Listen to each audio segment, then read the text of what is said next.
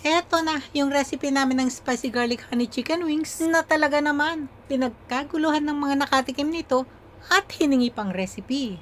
Timplahan na natin itong mga chicken wings. 2 pounds lahat to. Isang kutsarita ng asin, kalahating kutsara ng paminta, at 3 kutsara ng cornstarch. Halu-haluing mabuti, saka na hayaang maibabad sa mga rekado ng 30 minutos sa room temperature.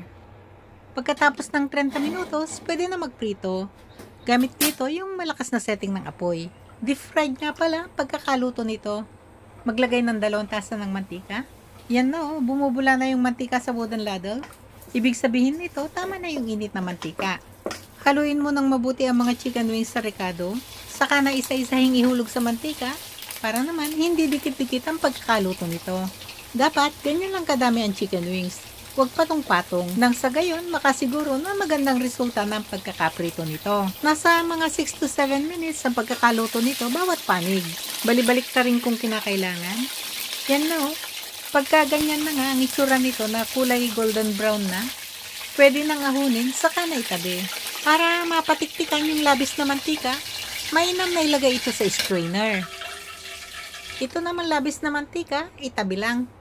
Paalala lang pala na kung gusto ang malutong pero juicy sa loob ang pagkakaprito nito mga chicken wings, dapat gumamit dito ng malakas na setting ng apoy. Pagka kasi mahinang apoy ang gamit dito, may tendency talaga na ma-overcook ang mga chicken wings. Pag nagkaganon, matigas at tuyo ang pagkakaprito nito.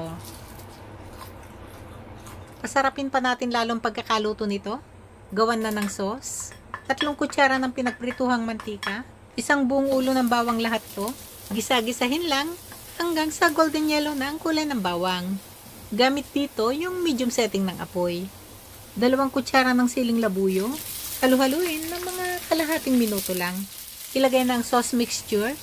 Ang timpla nga pala nito, kalahating tasa ng tubig, 2 kutsara ng lemon juice, 1 kutsarita ng liquid seasoning, kalahating kutsarita ng chicken powder. Haluin saglit. Ilagay ng tomato ketchup. Nag-adjust nga pala ako dito sa ketchup.